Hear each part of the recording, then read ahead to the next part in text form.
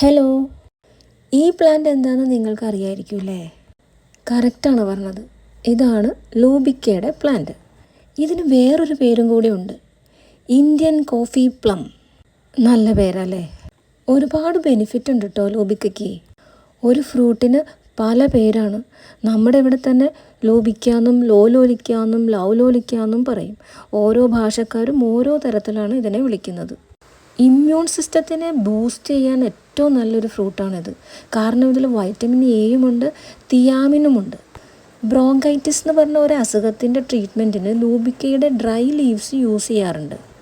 ടൂത്തേക്ക് അല്ലെങ്കിൽ പല്ലുവേദന സപ്രസ് ചെയ്യാനും ലൂബിക്കയ്ക്ക് കഴിവുണ്ടെന്നാണ് വായിച്ചറിഞ്ഞത്. നമ്മുടെ ബോൺസിനെ സ്ട്രെങ്തൻ ചെയ്യിക്കാനുള്ള കഴിവും ലൂബിക്കയ്ക്കുണ്ട്. ഒരു സോർ ആൻഡ് ടാങ്കി ടേസ്റ്റാണ് ലൂബിക്കയ്ക്ക് പൊതുവെ. ഈ ലൂബിക്ക പിക്കിൾ ഉണ്ടാക്കാൻ മാത്രമല്ല, ഉപ്പിലിട്ടും നമ്മൾ കഴിക്കാറുണ്ട്. അതുമാത്രമോ, വൈൻ ഉണ്ടാക്കാനും നല്ലതാണ്.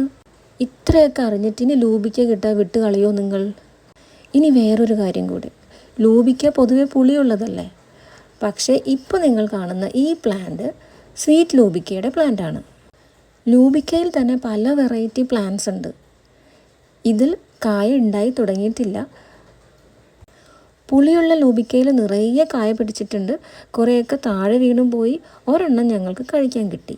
ഇപ്പോൾ കാണുന്നത് ലൂബിക്ക മരം തന്നെയാണ്. അത് വെറൈറ്റി ലൂബിക്കയാണ്. നിറയെ മുള്ളാണ്. കുട്ടികളുണ്ടെങ്കിൽ ഈ മുള്ള് കൊണ്ടാൽ സൂക്ഷിക്കണം. കുട്ടികൾ മാത്രമല്ല, വലിയവർക്കും. അപ്പോൾ ശരി, ഇനി അടുത്ത വീഡിയോയിൽ കാണാം.